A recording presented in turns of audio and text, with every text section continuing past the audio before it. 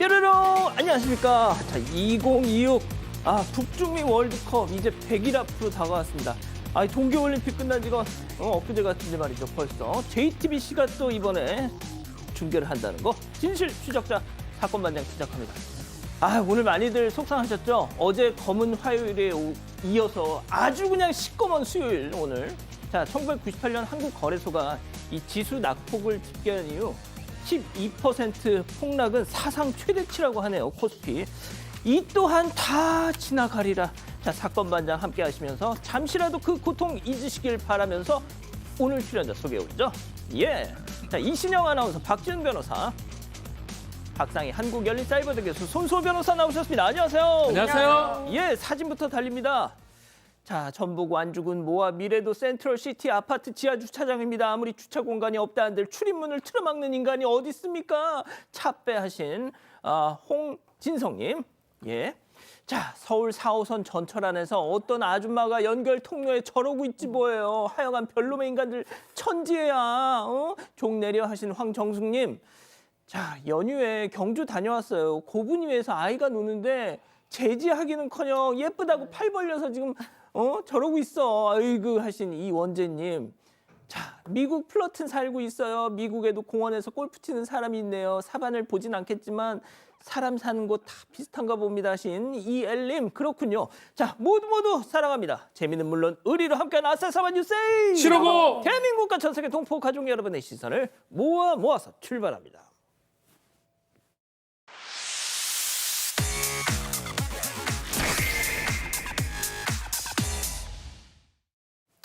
첫 번째 가볼까요? 시작부터 80만 뭐가요? 자, 박수 칠 때 갑자기 떠난 그 사람 드디어 컴백 영상 만나보시죠. 안녕하세요. 김선태입니다. 이제 충주맨이 아니죠. 회사를 좀 생각하게 된 근본적인 이유는 할 만큼 했습니다. 할 만큼 했잖아. 해줬잖아. 다. 가장 큰 것은 돈을 더 벌고 싶었습니다. 그래서 사실 이제 유튜브를 시작하게 됐습니다. 잘 부탁드립니다.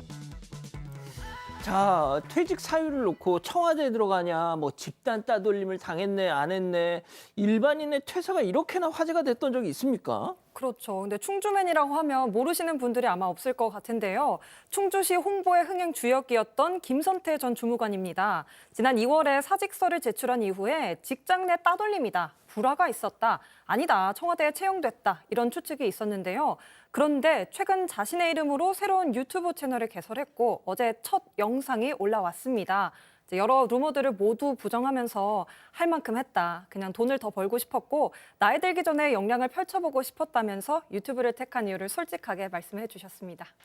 자, 근데 그 영상에서 눈에 띄는 댓글이 하나 있더라고요. 오늘 그 새까만 수요일 오른 건 김선태 구독자 수뿐이다. 다 떨어졌잖아요. 다 떨어졌어. 그렇지만 김선태 유튜브 구독자는 개설한 지 하루 만에 80만 구독자가 넘어갔습니다. 사건반장 채널보다 조금 많네요.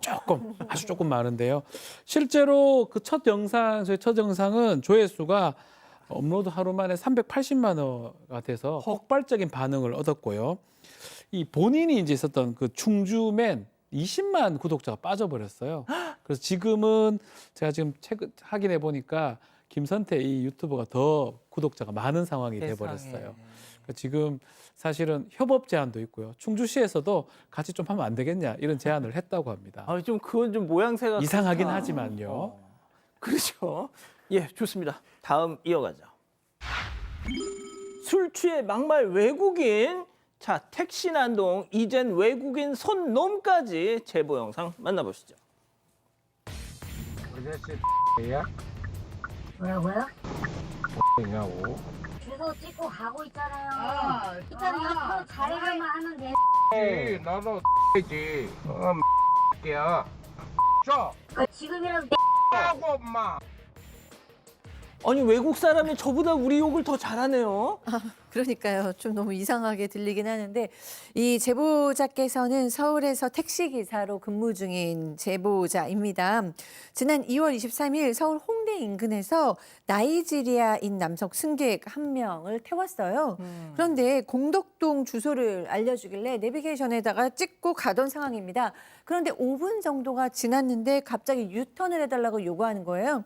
지금 지도 찍고 가는 거고 여기서 유턴 안 된다라고 얘기했더니 저렇게 욕을 시작했습니다. 아마도 자기는 외국인이니까 네. 아 이것도 나 바가지 씌우려는 거 아니야 뭐 이런 오해를 했나 봐요. 예전에 뭐 그러기도 했지만 지금은 그런 택시 기사가 있을까요? 아마 본인이 얘기를 유턴 뭐 얘기를 하면서 자기 집까지 8,500원이면 가는데 너무 많지 않냐라고 얘기하면서 경찰 왔다. 예, 지도대로 간다고 하면서 결국은 경찰에 신고를 했고 체격이 상당히 크다고 해요. 그래서 상당히 좀 무서운 생각도 들었고요. 일단 저 남성, 그 외국인 남성 영업방해, 업무방해로 현행범 체포가 됐습니다. 결국 검찰 송치 후에 구약식 처분을 받았다고 합니다. 그렇군요. 예, 좋습니다. 예, 다음 이어가죠. 도둑 맞고 주차비까지입니다. 자, 얼마 전 전해드린 그 소식 후일담이 전해져 왔습니다. 제보 영상 만나보시죠. 자, 주차된 이 스쿠터 앞으로 어디 있어요 스쿠터? 예, 앞으로 검은 그림자 지금 나오죠? 자, 주머니에 손 넣고 뚜벅뚜벅 걸어갑니다. 잠시 뒤에 출발 빠라바라바라바 하면서 쭉 갑니다. 자, 바로 그때 등장한 진짜 주인, 스쿠터 주인. 야, 그거 내 거야, 서 임마. 자, 그렇게 앞서 저 스쿠터 달리고 한강공원 안으로 들어가는데요. 자, 그렇게 부앙 몇 번 좀 라이딩 하나 싶더니 하더니 에이 재미없어. 에이 나 이거 안 타. 그냥 따릉이 마냥 길가에다 저렇게 세워놓고 가더라는 거. 그래 저 기억납니다. 피자 들고 쫓아갔는데 놓쳤던 그거. 그죠, 기억나시죠? 지난달 23일 반장픽에 소개됐던 오토바이 절도 사건입니다. 지난 1월 16일에 서울 강남구로 배달을 갔던 제보자가 가게 앞에 잠시 오토바이를 세워둔 사이에 그걸 도둑 맞았던 일인데요. 제보자 가게에서 나오자마자 피자를 들고 쫓아갔지만 남성을 놓쳐서 곧바로 경찰에 신고를 하긴 했습니다만 방송 이후에도 범인이 잡히지 않아서 일을 못하고 있었다고 합니다. 그렇게 한 달 정도 지났죠. 근데 갑자기 집으로 공영주차장 요금 고지서를 받았는데요. 바로 도둑 맞은 오토바이 주차 요금이었던 거예요. 알고 보니 범인 이 훔친 오토바이를 타고 주변 탄천공원으로 들어가서 공영주차장에 그냥 버려두고 도주했던 겁니다. 아, 그때도 저희한테 제보를 주시면서 아유 다른 거 필요 없고 이거 찾기라도 했으면 좋겠어요 하셨는데 자 찾으셨어요. 자 얼마나 다행이야. 그런데 반전이 있었습니다. 네, 주차요금 때문에 화가 납니다. 처음에 통보받은 그 고지서를 보면은요, 주차요금이 60만 원인데, 그런데 그 후에 납부 기간이 좀 지났어요. 그래서 4배가 돼서 240만 원입니다. 이걸 내야 되는 거거든요. 너무 억울하잖아요. 구청에다가 얘기를 했습니다. 저희 도둑 맞았고 절도범이 주차해 놓은 건데 이거 어떻게 합니까? 라고 했지만 강남구는요. 이거 감면해 줄 근거가 없네요. 라는 답변을 했고요. 지금 이 절도범 붙잡혀가지고 검찰에 송치된 상태인데 지금 제보자는 한 달 동안 일을 못했거든요. 예. 그뿐만 아니라 오토바이가 망가져서 수리비도 내야 됐고요. 또 주차비 240만 원입니다. 이거 다 부담해야 되는 상황이거든요. 물론 절도범으로 인해서 발생한 거니까 절도범이 다 물어줘야죠. 배상해줘야죠. 하지만 그렇게 되면 얼마나 좋겠어요. 걱정되는 게 있습니다. 이 절도범이 돈이 없는 경우 또는 나 그냥 감옥 갈게. 난 모르겠다라고 할 경우 이럴 경우에는 피해자가 고스란히 다 모든 거를 다 떠안게 되는 경우가 많기 때문에 아이고야. 굉장히 크게 걱정됩니다. 아니 그러니까 이제 절도한 스쿠터가 저기 주차장에 딱 주차가 돼 있었고 주인한테 돌아오기까지 세워라 내워라 계속 주차돼 있었는데 그때마다 손 변호사님 카운트가 계속 되고 있었던 거잖아요. 그렇습니다. 이게 뭔가 좀 불합리한 부분이 있는데 또 규정상 어쩔 수 없다라는 그 관공서 측의 답변이 왔기 때문에 이 절도 피해뿐만 아니라 주차비 부담까지 더 커진 상황이죠. 아 그렇군요. 좋습니다. 마지막 사연으로 가보죠. 남편 아니라 남의 편. 아하 이거 맨날 나오는 얘기인데요. 자 집단지성의 판단을 받아보고 싶으시다면서 제보해 주신 사연 함께 들어보시죠.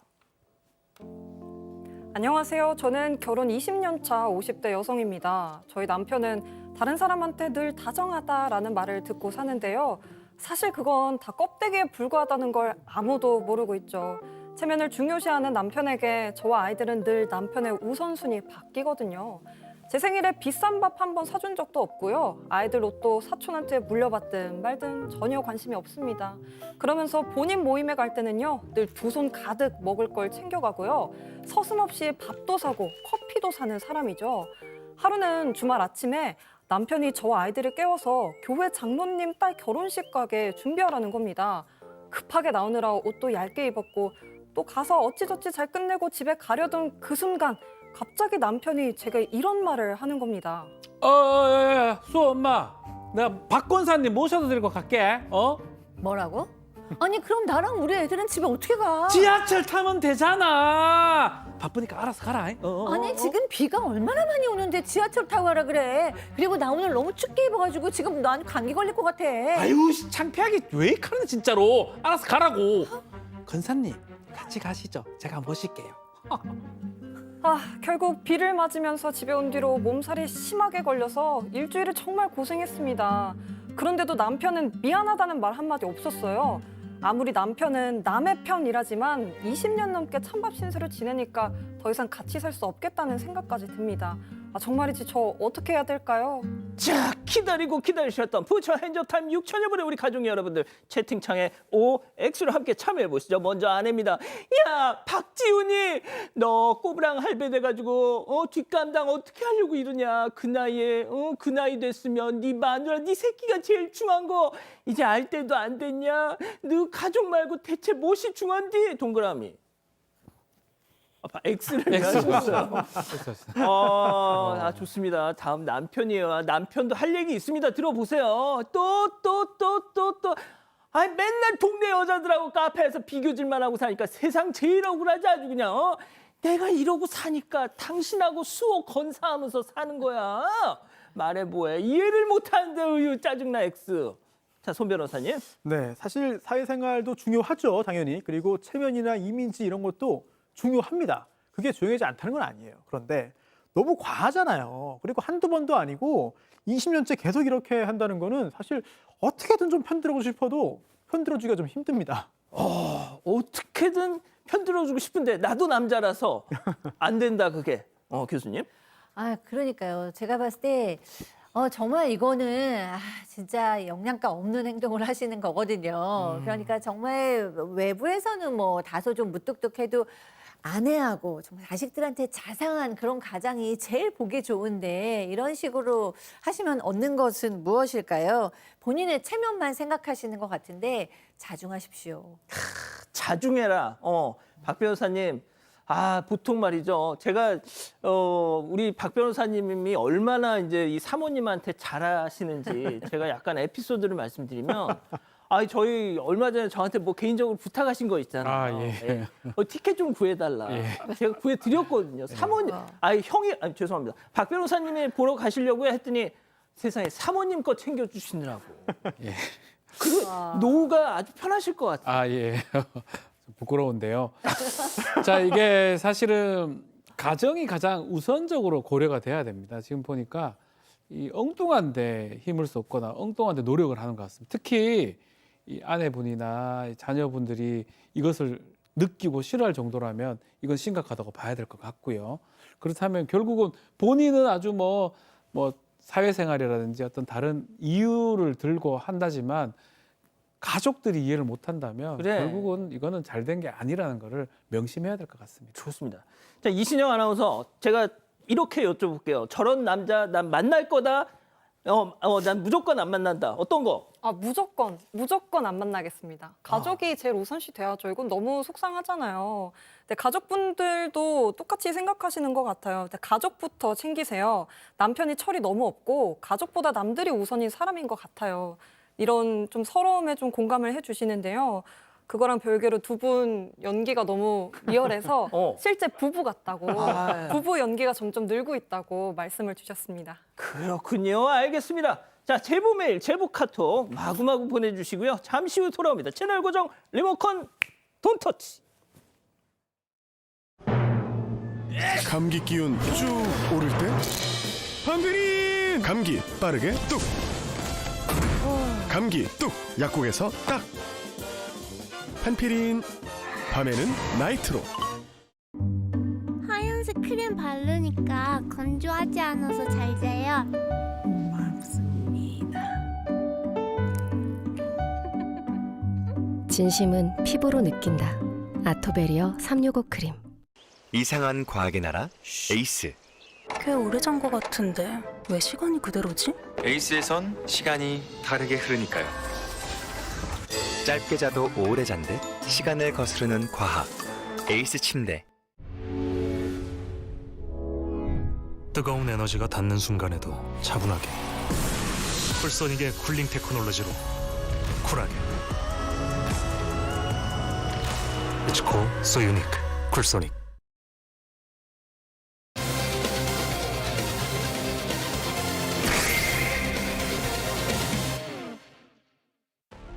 남성들에게 약물이 든 음료를 건네 사망에 이르게 한 모텔 연쇄살인 사건 피의자가 사이코패스 판정을 받았습니다. 피의자는 범행 전 술과 숙취 이야기를 꺼내며 사전 작업을 한 것으로 알려진 가운데 유족들은 경찰의 늑장 대응을 지적하고 있습니다. 사건의 내막을 짚어봅니다. 예, 이 모텔 연쇄살인 사건 관련해서 연일 새로운 정황이 드러나고 있습니다.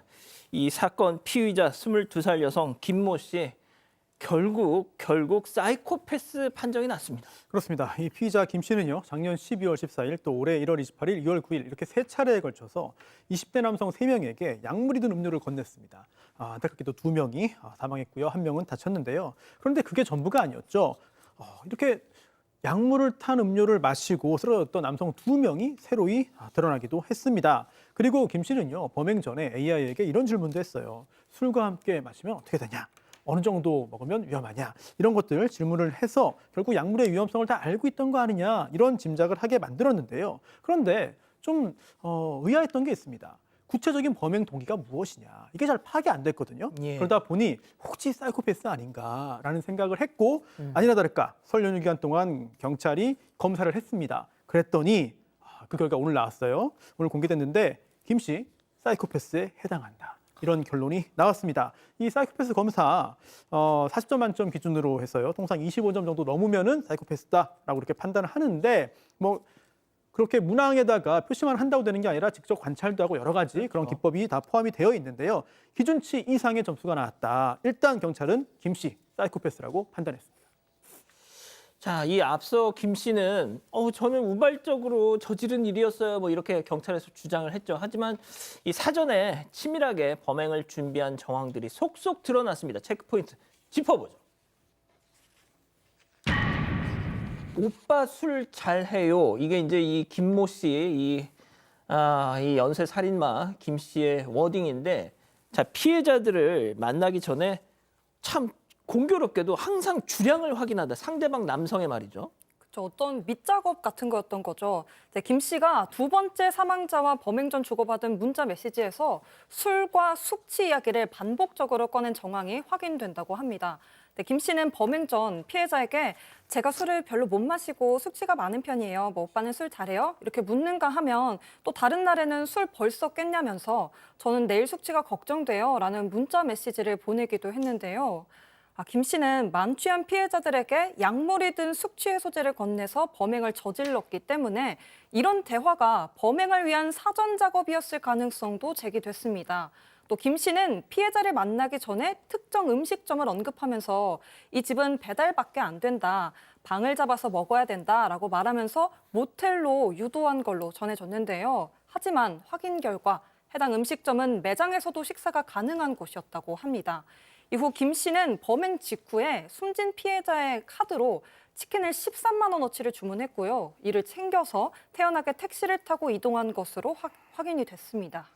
자, 피해 남성들에게 뭔가 좀 술을 마시고 또 숙취 해소제를 건네고 또 쓰러져서 사망한 걸 좀 봐야 되고 하려면 그냥 일반 홀이 있는 식당에서는 할 수는 없잖아요. 그러니까 배달 전문 여기 진짜 맛집이라고 소문이 나 있는데 나 오빠하고 이거 진짜 먹고 싶은데 배달만 된다고 하니 방을 잡아야 될 것 같다. 살짝 이렇게 빌드업을 해 나간 겁니다. 요즘 말로. 자, 근데 알고 봤더니 그 식당 홀까지 타 있는 온전한 식당이더라. 자, 그런데 이 과거, 자, 지금부터 좀 주목을 해주시죠. 과거에 이 김모 씨를 직접 만난 적이 있다는 한 남성이 저희한테 제보를 주셨습니다. 당시 상황 직접 들어보시죠. 얼굴 딱 보니까 제가 전에 잠깐 그때 연락했던 사람이랑 똑같이 생긴 거예요. 이름도 기억하니까 제가 사는 상황이었어요. 구매 과정에서 뭐 문제되는 거는 그건 없었고 뭐 이렇게 연락을 하다가 뭐 한번 보자 이렇게 해서 했는데 그 당시에도 좀 약간 대화를 했을 때 손해본다 싶으면 되게 싫어하고 자기대로 돼야 이제 직성이 풀리는 것 같아요. 제가 뭐 법에서 그 친구한테 뭐 카페나 이런 걸 하겠는데 자기가 좀 돈이 없다 나중에 내겠다 이랬는데 갑자기 연락을 하다가 귀찮다 해가지고 막 차단하고 잠수 타버리더라고요. 자, 전날 데이트 비용으로 교수님 거의 한 뭐 30만 원 돈이 나왔다고 하는데 그걸 남자분이 혼자 다 내고 뭐 이렇게 또 잠수를 탔다. 예. 아, 네, 그렇습니다. 사진만 보면은 그냥 뭐 평범한 그 연인처럼 보이잖아요. 그런데 이 2024년 2월에 중고거래 앱을 통해서 둘이 알게 됐대요. 그다음에도 이제 연락을 간간히 했던 겁니다. 그리고 두 사람 만나서 저렇게 즉석 사진을 찍으러도 가고 이렇게 좀 시간을 보냈대요. 그런데 뭔가 좀 찝찝한 느낌이 들었다고 합니다. 왜냐하면 대화를 나누는 동안 겉으로는 조용해 보이지만 조금이라도 자기 뜻대로 되지 않으면 불편해하고 손해보는 건 조금도 정말 좋아하지 않고 다 싫어하고요. 굉장히 자기중심적인 성향으로 느껴졌다고 합니다. 6시간 정도 함께 하면서 이렇게 뭐 식사도 가고 카페도 가고 이렇게 데이트 비용을 썼는데 나중에 뭐 자기 음식 비용은 보내주겠다라고 얘기를 했으나 연락을 피하면서 잠적해 버렸대요. 뭐 제보자께서는 이 일을 까맣게 잊고 지내다가 온라인에 퍼진 김 씨의 사진을 보고 얼굴을 알아보게 됐다고 합니다. 자, 교수님 방금 말씀하셨지만 저희가 잠시 후에 마지막에 이제 신상 공개에 대한 얘기를 하겠습니다만 보십시오. 아니 손가락 몇 번만 자판 두들기면 이 김모 씨의 얼굴, 이름, 심지어 출신 학교까지 쭈루룩 다 나옵니다. 아, 그런데 이 2명을 연쇄 살해한 연쇄 살인마의 신상이 아직도 공개가 되지 않아서 저희는 김모 씨라고 하고 뭐 얼굴을 뿌옇게 이미 다 알고 있는 얼굴 가리고 있고 이게 무슨 촌극입니까 이게. 자, 이 김모 몇 년에 걸쳐서 낯선 남성들을 만나서 데이트를 이어온 걸로 보이는데 경찰에선 또 이 점에 주목을 했더라고요. 네, 그렇습니다. 지금 송치한 게 살인하고 살인 미수잖아요. 그렇다면 살인의 고의가 인정된다고 본 겁니다. 경찰의 최초 판단과 다른 부분인데요. 즉 확정적 고의, 죽어라라고 한 게 아닐지 몰라도 적어도 죽을 수 있다. 하지만 어쩔 수 없다. 이런 미필적 고의는 있었다고 본 것인데요. 특히나 이 송치결정서를 보면은요, 단순히 잠 재우기 위한 수면을 유도하는 걸 넘어서 살인의 도구가 될 수 있다는 걸 알고 범행을 했다고 본 겁니다. 그리고 특히나 더 충격을 주는 것은요, 이 범행의 동기에 조금 더 접근을 한 것 같아요. 이 김 씨가 피해 남성들을 상대로 해서 뭐 고급 식당도 가고 이렇게 데이트 비용 등을 받은 거죠. 경제적 이익을 얻은 다음에 상대가 모종의 대가를 요구하면 이때 약물을 먹인 거 아니냐 이렇게 판단을 하고 있는데요. 자신의 욕구 충족 수단으로 피해자들을 범행 대상으로 삼았다라는 의미가 되겠죠. 그리고 또 이 피해 남성들에게 모텔 투숙을 먼저 제안한 것도 바로 이 여성 김 씨라고 합니다. 피해 남성을 상대로 고가의 데이트 비용 등 경제적 이익을 제공받고 그 남성 측이 이제 대가를 요구할 경우 약물을 먹인 걸로 판단했다. 그러니까 뭐 사귀자거나 더 만나자거나 뭐 이런 대가를 요구할 경우에 그때 이제 범행을 시작했다. 자, 그런데 이제 무엇보다 하루아침에 가족을 잃은 유족들 마음이 가장 참담할 텐데 유족들은 신상 공개뿐 아니라 이거 진짜 경찰이 조금만 더 일 처리가 빨랐더라면 막을 수 있었던 최소한 2차 사고, 2차 범행은 막을 수 있었다. 지금 이렇게 얘기하고 있습니다. 그렇죠. 그게 어떻게 된 일이냐면요. 이제 경찰은 김 씨가 건넨 약물을 마시고 쓰러졌다가 가까스로 살아난 피해자로부터 지난 1월 9일 상해 진정서를 접수했습니다. 그리고 같은 달 28일에 서울 강북의 한 모텔에서 김 씨에 의한 첫 번째 사망자가 발생했는데요. 이후 경찰은 지난달 초에 CCTV 분석 등을 통해서 20대 여성 김 씨를 유력한 용의자로 특정했다고 합니다. 하지만 추가 증거가 필요하다는 이유로 즉시 체포하지는 않았고요. 이후 같은 달 9일로 예정됐던 피의자 조사 일정도 연기했는데요. 바로 그날 같은 지역의 한 모텔에서 두 번째 사망자가 발생했습니다. 그래서 이 두 번째 사망자 유족 측이 제때 조치가 이뤄졌다면 추가 피해를 막을 수 있었다라고 주장하기도 하셨습니다. 또 무엇보다 유족 측에 따르면 언론 보도를 통해서야 자기 가족이 연쇄살인 사건의 피해자라는 사실을 처음 알게 됐다고 전해주셨습니다. 자, 박 변호사님, 네. 경찰이 사이코패스라고 이제 판단을 한 것이 방금도 이제 들으신 것처럼 피의자로 특정이 됐고 조사를 내가 받아야 되는구나. 네. 첫 번째 그 남성이 사망한 사건과 관련해서 자 그런데 그게 예정이 돼 있던 상황에서 두 번째 남성을 살해했죠. 아주 이 정상이 아니잖아요. 잔혹하잖아요. 지금 계속적으로 하는 게 왜 우리는 자꾸 다 아는데 우리는 아직 이렇게 신원을 공개 못하고 얼굴을 공개 못하느냐. 경찰에서 신상정보공개위원회에서 이게 하지 않겠다라고 열었는데 이유가 뭐냐 하면요. 범행 수법이 잔혹하지 않기 때문에 그렇다고 해요. 그냥 타서 준 거니까. 근데 상식적으로 그게 더 잔혹하다고 봐야 되지 않겠습니까? 그래서 검찰하고 경찰하고 좀 차이가 있는데 검찰은 사건을 넘겨받은 다음에 그래도 심의를 개최해야 되는 거 아니냐 그래서 검토를 하고 있는 상황이고요. 유족들은 강력하게 요청을 하고 있습니다. 이 보면 저는 오히려 잔혹하다고 봐야 되고요. 지금 사실은 어떤 죄책감이라든지 그 자체가 없습니다. 그냥 계속적으로 살인 행각을 반복해서 벌이고 있기 때문에 또 증거가 충분하잖아요. 국민의 알 권리도 알 권리지만 이것을 공개함으로써 이익이 매우 크다고 봐야 돼요. 실제로 살인을 막을 수도 있었어요. 맞습니다. 아니, 손 변호사님, 진짜 이 신상 공개를 왜 지금 박 변호사님도 말씀하셨지만 만약에 지금 제보자도 말이죠. 방금 2년 전에 만난 적이 있다라는 제보자분도 그냥 막 시중에 돌아다니는 사진을 보니까 얘 걔잖아 하면서 저희한테 제보를 주신 거예요. 네. 만약에 이게 신상 공개가 제대로 제때 됐다면 나도 쟤 알아. 나도 쟤 알아. 나도 비슷한 일 겪었어 하면서 그동안 확인할 수 없었던 내용들이 쫙 나올 거 아닙니까? 그렇습니다. 물론 신상공개 제도에 대한 찬반 양론은 있죠. 그리고 어느 정도 수준까지 언제 공개해야 되느냐 여기에 대한 논란도 있을 수 있습니다. 다만 지금 이 건은 굉장히 특수한 것 같아요. 왜냐하면 수사가 진행되고 언론을 통해서 조금씩 정보가 공개되는 상황에서 나도 당했다. 이런 제보들 또 나도 뭔가를 알고 있다. 이런 내용들이 계속 들어오고 있잖아요. 그렇다면 신상공개의 필요성에 조금 더 무게가 실리는 게 아니냐라는 생각이 들고요. 그리고 또 경찰 단계에서는 한 차례 인정되지 않았습니다만 앞으로 검찰 단계에서도 또 위원회 열려서 다시 심의를 한다고 하니까요. 지금의 여론이 어느 정도 영향을 미치지 않을까라는 생각도 듭니다. 검찰이 검토를 한다는 건 하겠다는 거죠, 공개를. 만약에 여기서 또 검찰도 그냥 비공개로 하겠습니다 했다가는 여론의 어떤 질타 감당할 수 있겠습니까? 첫 번째 정리하고요. 두 번째 사건 이어갑니다.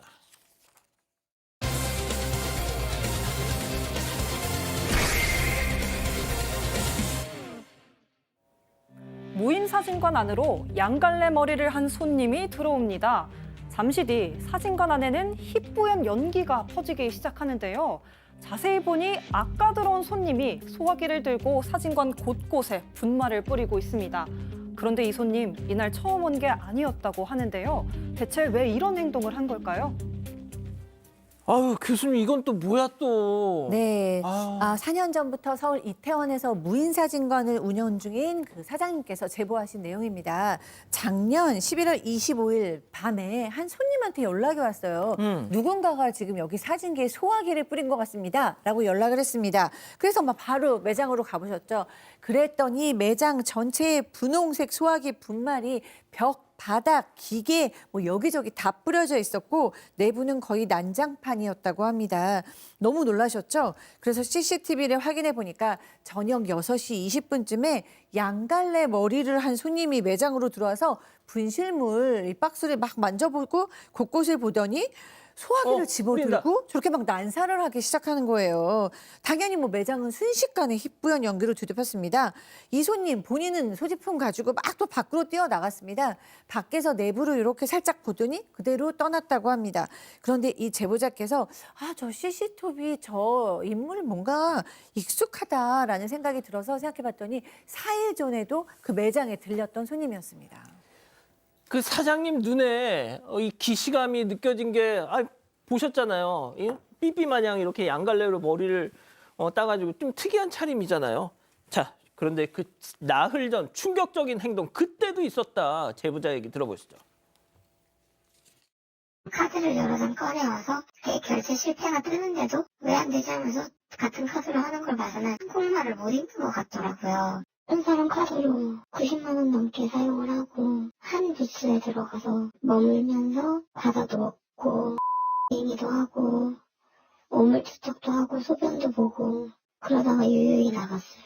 뭐가 가장 충격적이었다도 막 없고 그냥 다 말이 안 되는 상식선에서는 이해가 안 되는. 어이 뭐 하는 거야 지금? 이게 진짜 테러 아니면은 말이 안 되는 일인데요. 사건은 4일 전 새벽에 발생했습니다. 새벽 1시가 넘어서 매장을 찾은 이 손님은요. 매장 안에 있던 분실함에 있던 그 카드를 여러 장 챙겨서 사진 부스 안으로 들어갔다고 합니다. 그러니까 카드가 놓여져 있던 것을 그대로 가져간 거죠.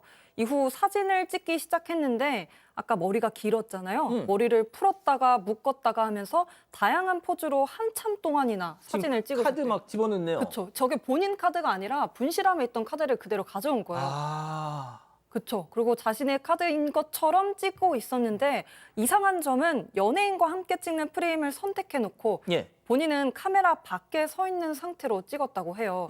지금 저렇게 보시면 무서워. 프레임을 선택할 수가 있거든요. 예. 저렇게 머리를 묶었다가 풀었다가 왠지 찍을 것처럼 준비를 하고 있죠. 예. 꽃단장도 했단 말이에요. 예. 근데 정작 프레임을 선택해놓고 연예인만 나오게, 본인은 안 나오게 나와서 출력을 했다는 거죠. 그래서 예. 자, 그러니까 처음 찾아왔던 날에는 매장 안에서 소변을 보고 오물을 투척하는 난동을 부렸고 다시 두 번째 찾아와서는 소화기 난사.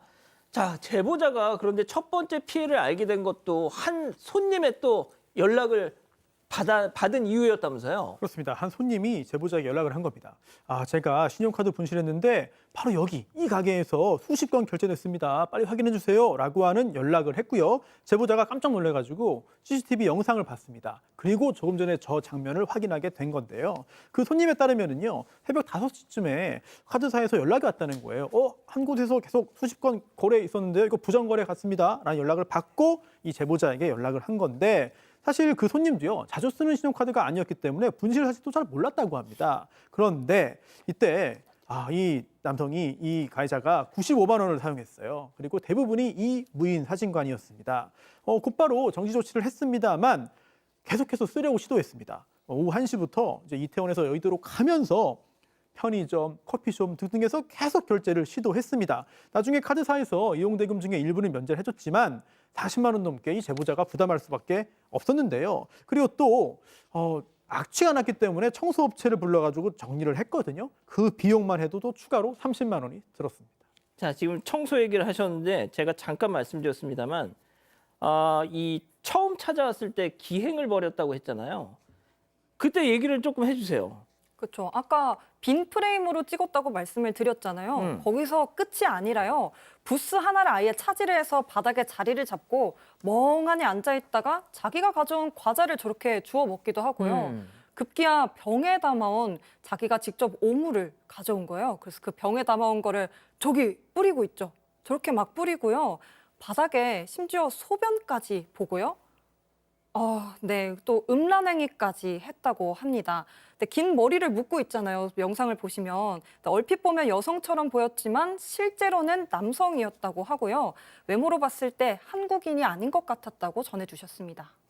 지금 막 춤도 추고요. 자, 소변을 보는데 식사하시는 분들 계실 것 같아서 죄송합니다만 배변 행위라는데 서서 하길래 저는 당연히 근데 여성 차림인데 했더니 역시나 남성이었습니다. 충격의 연속이시죠. 더 놀라운 건 손님이 이런 행동을 한 이유였습니다. 체크포인트 짚어보죠. 마귀가 시켰다. 자, 제보자 사장님 얘기 들어보시죠. 제가 왜 그랬대요? 라고 했더니 마귀가 시켜서 했다고, 마귀가 킹 짓을 안 하면은 자기 엄마를 죽인다고, 그래서 할 수밖에 없었다고. 저도 마귀 있다는 얘기를 듣고 너무 어이없어서 좀 그 얘기를 듣고 약간 그 전의를 상실했다 그래야 되나? 그냥 답 없겠다 그런 생각이 들긴 했어요. 우리나라가 좀 이런 거에 미약하다는 거를 알고 와서 악용하는 게 아닐까라는 생각도 들었어요. 마귀? 마귀 이제 마귀 얘기를 했는데 실제로 이 사람이 홍콩 사람이고요. 홍콩이요? 만 13세에 해당하는 13세요? 홍콩인 남자입니다. 차림은 좀 여성 비슷하게 하는데 좀 봤던 것처럼 남자이고요. 왜 그랬냐고 물어보니까 마귀가 시켜서 했다라고 얘기를 하고요. 아 잠깐만 13세면 지금 우리로 치면 초등학교 6학년 아니에요? 뭐 촉법 소년이 되고요. 6학년에 해당할 수 있고요. 마귀가 시켜서 그랬다고 하면서 마귀가 시키는 대로 하지 않으면 머리하고 배를 본인을 때려서 죽일 거라고 해서 어쩔 수 없이 했다라고 합니다. 또 가해자의 이 어머니가 있었는데요. 아들의 정신질환이 있고 치료 목적을 갖고 한국에 온 것이라고 주장에 맞장구를 쳤다고 합니다. 가해자 어머니 태도를 보니까 처음 아닌 것 같고요. 정말 이 아들의 정신적 문제가 있는 것 같은데 감정적으로 이렇게 호소를 하면 괜찮을 거라고 생각하는 것처럼 보였다고 합니다. 죄송하다 이렇게 얘기를 했는데 이게 진심이 전혀 느껴지지 않았다고 제보자는 말씀을 전하고 있습니다. 자, 그런데 이 사진관에 와서 저런 난동을 부리기 전에 이미 다른 곳에서 뭐 사고를 쳤다고요? 네, 이 홍콩인 모자 아들의 정신질환 치료를 위해서 왔다고 했잖아요. 예. 그래서 어떤 교회에서 하는 기도원에도 갔었대요. 그런데 그 기도원에서도 이 소화기를 난사를 했답니다. 아이고. 근데 그것도 하나도 아니고 10개를 했대요. 아이고. 근데 이제 기도원에서는 아픈 아이니까 뭐 그냥 넘어가겠다 뭐 이렇게 했나 봅니다. 예. 그런데 이 아이가 이제 무인사진관에 왔잖아요. 근데 예. 이 소화기 너무 잘 난사하는 아이잖아요. 어. 그러니까 그냥 이렇게 난사를 막 한 거예요. 그런데 이 제보자께서는 이 아이가 여기에 4일 만에 또 나타난 이유는 저번에 오물을 뿌리고 소변을 봤던 그 범행 흔적을 지워야겠다고 생각한 건 아닌가 하는 추측을 하셨어요. 왜냐하면 그런 행동을 했던 부수에 소화기 분말을 더 집중적으로 뿌렸었다고 합니다. 아, 손 변호사님, 외국인의 촉법에 그냥 출국하면 또 그만 아니에요, 이거? 정말 그렇습니다. 그래서 합의를 하긴 했습니다만 피해 중에 일부만 받고 합의를 할 수밖에 없었습니다. 아유. 예, 외국인이니까 출국하면 그만이다. 그리고 13살, 나이가 어리니까 뭐 큰 처벌도 받지 않는다. 이런 상황이었거든요. 그런데 청소비만 해도 1차 2차 합해가지고 110만 원 나왔거든요. 그리고 소화기 분말 이거 기계에 들어갔잖아요. 맞아요. 그러면 언제 고장날지도 모르는 상황이거든요. 그러네. 또 촬영 소품들 갖다 놓은 것들 다 버리고 새로 샀습니다.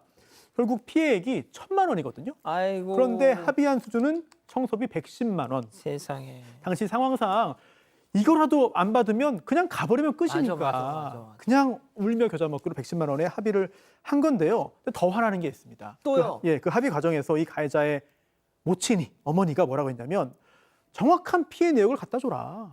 이거 확인해 보자. 이러면서 오히려 큰 소리를 쳤다는 거예요. 한두 번이 아니었나 보네요. 네, 이거 피해액이 1,000만 원인데 그중에 10분의 1 정도로 합의하면서 이렇게 당당하게 이제 서류와 근거를 요구하는 모습 상당히 좀 의아한데요. 이미 이 홍콩인 모자는 홍콩으로 갔습니다. 이 제보자 사장님께서는 지금 임신 중이셨다는데 이것 때문에 너무 스트레스를 받고 계신답니다. 자, 이렇게 정리하고요. 별별 상담소 이어갑니다.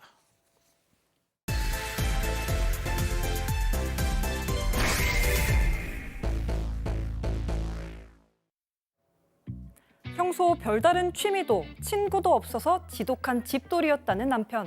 하지만 은퇴 후에 180도 달라졌습니다. 동창들과 전국 각지로 놀러 다니면서 안 가본 곳이 없을 정도라는데요.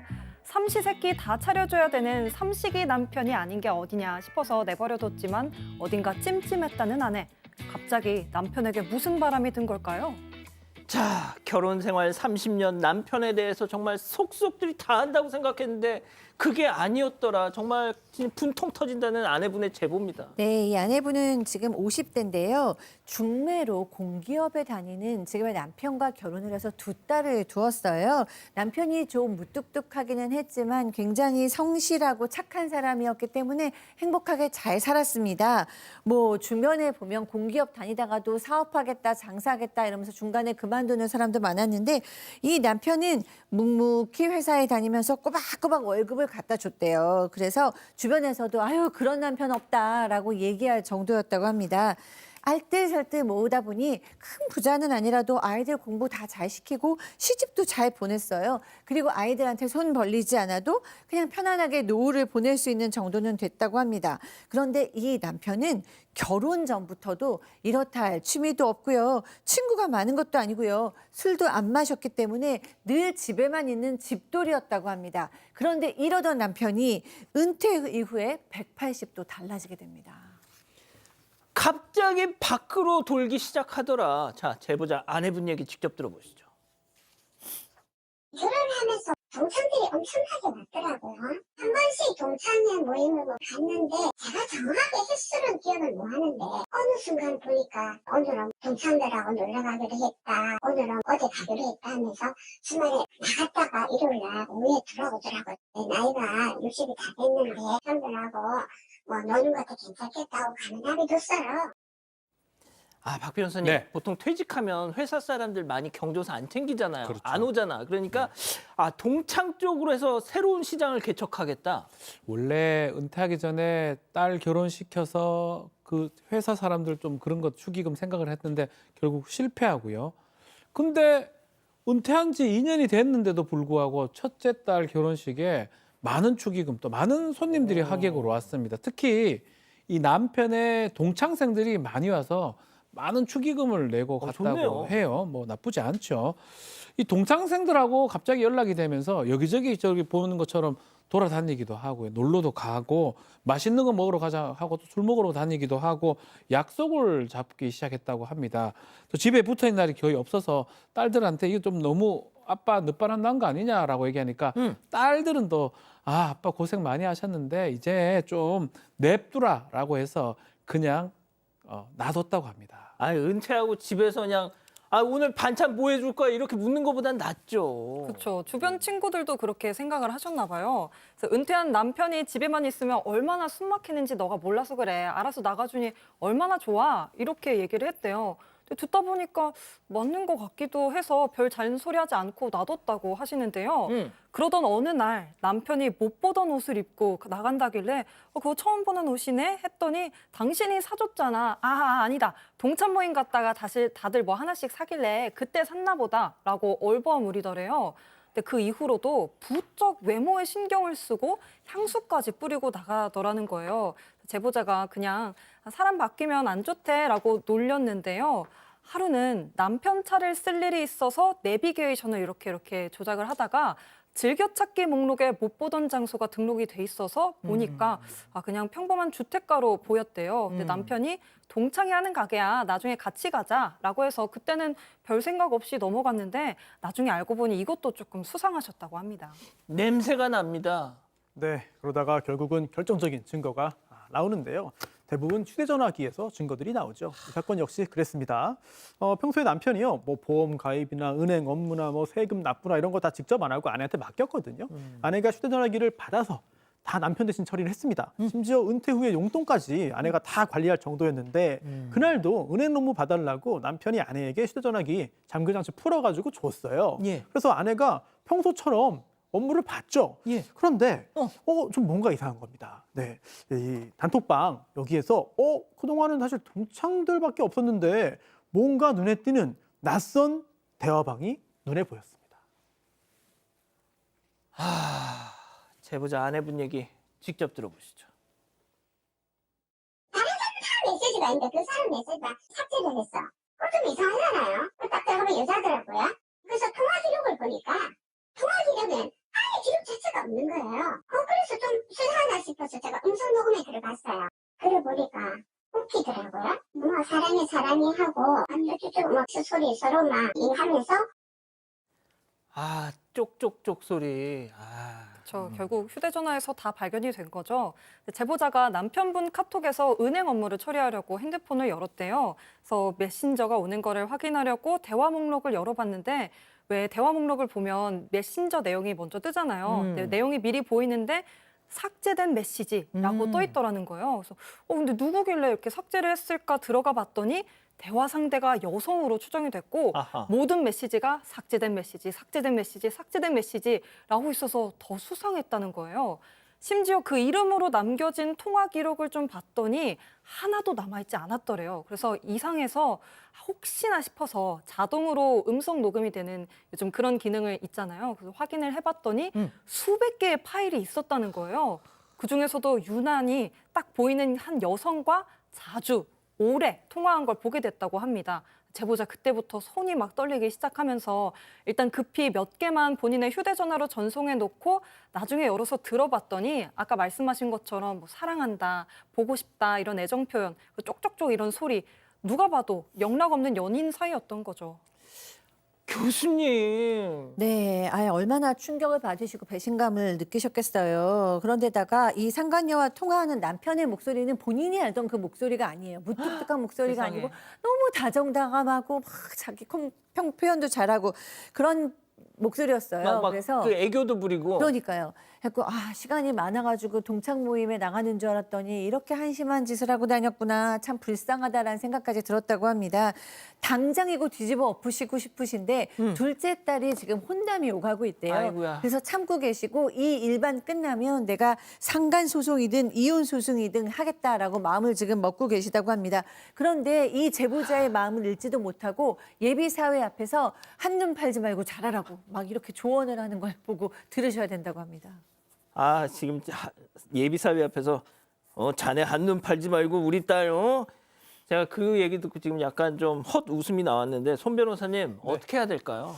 네, 일단 지금 궁금해하고 계신 게 어떤 증거 수집이라든지 또는 지금 현재 확보된 것들을 가지고 어떻게 할 것인지 등등인데 소송의 유형에 따라서 증거의 자격이나 요건이 좀 차이가 많이 납니다. 그래서 형사 사건이 아니고 가사 또는 민사라면은 지금 확보한 것들도 증거로서 충분히 기능할 것이기 때문에 사실 크게 걱정할 부분은 없고요. 다만 실제로 법적인 조치를 취할 것이냐 또는 그냥 넘어갈 것이냐 어떻게 할 것이냐 여기에 대해서는 여러 가지 고민이 좀 필요해 보입니다. 박 변호사님은 네. 어떤 조언을 좀 주시겠습니까? 본인이 이제 판단을 하셔야 될 것 같아요. 그래서 뭐 결혼식 이후에 뭘 한다든지 소송을 하게 되면 뭐 지지는 않을 겁니다. 다만 이제 이혼을 이제 해야 되니까 그런 부분에 대해서는 좀 신중하게 판단을 해보셔야 될 것 같습니다. 교수님, 네. 이 둘째 따님 지금 혼사를 앞에 놓고 계시잖아요. 네. 교수님이라면 네. 그 전에 결단을 해라 아니면 아니다 뭐 교수님 생각 말씀 주세요. 아니 뭐 같은 여자로서 생각을 할 때면 사실 뭐 이혼 소송도 상간 소송도 불사의 만큼 분노가 느껴지고 배신감이 느껴지고 화가 나고 현실에 문제가 있지만 사실 내 감정을 추스리기는 어렵죠. 이제 그럼에도 불구하고 엄마로서 감정을 추스리고 계신 거라고 생각하고 결국에는 이제 결정은 제보자 하신 분께서 지혜롭게 내리셔야 될 것 같습니다. 그래도 저는 상담사니까 한 가지 말만 보탠다면 요 중년의 은퇴 전후의 남자들이 이런 위기가 상당히 많다는 점만 좀 알려드릴게요. 그리고 불꽃이 굉장히 커 보이는 불륜이긴 한데 사실 그 구조는 굉장히 약합니다. 왜냐하면 진정한 사랑이라기보다는 자존감이 급격히 떨어질 때 자존감의 보충제 역할을 하는 그런 만남일 가능성이 많기 때문입니다. 그런 것도 고려하셔가지고 잘 판단하시리라 생각합니다. 그렇군요. 예, 별별 상담소 이렇게 정리하고요. 글로벌 픽 이어갑니다.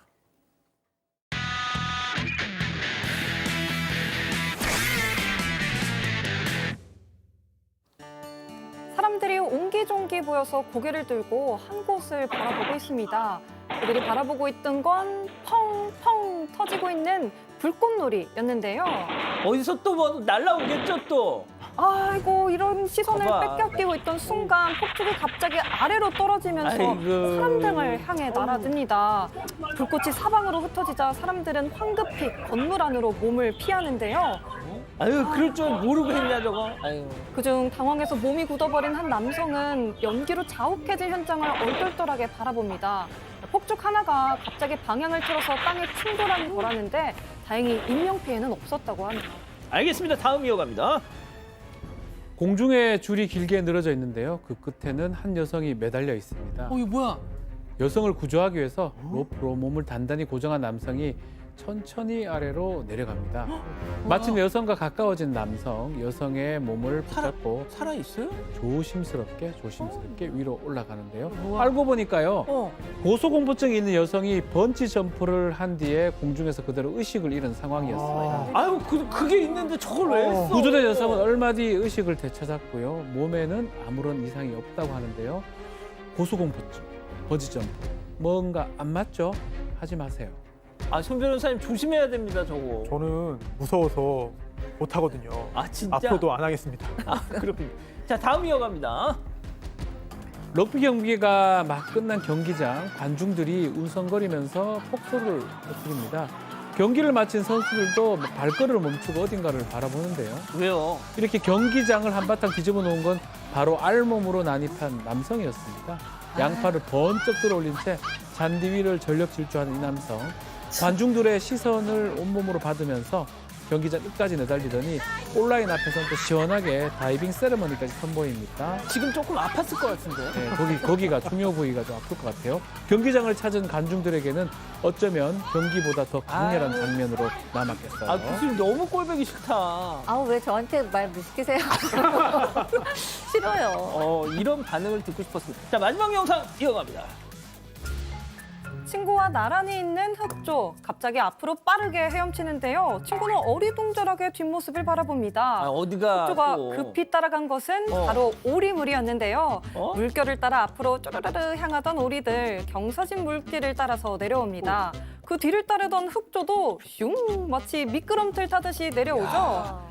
친해지고 부드럽네. 싶었는지 오리들의 뒤를 졸졸졸졸 쫓아가 보지만 오리들 입장에선 덩치 큰 흑조가 조금 무섭긴 하죠. 박 교사님 뭐 하실 말씀 있을까요? 오리물은 잘 모르겠어요. 우리 꾀꾀꾀. 예, 오늘 좋습니다.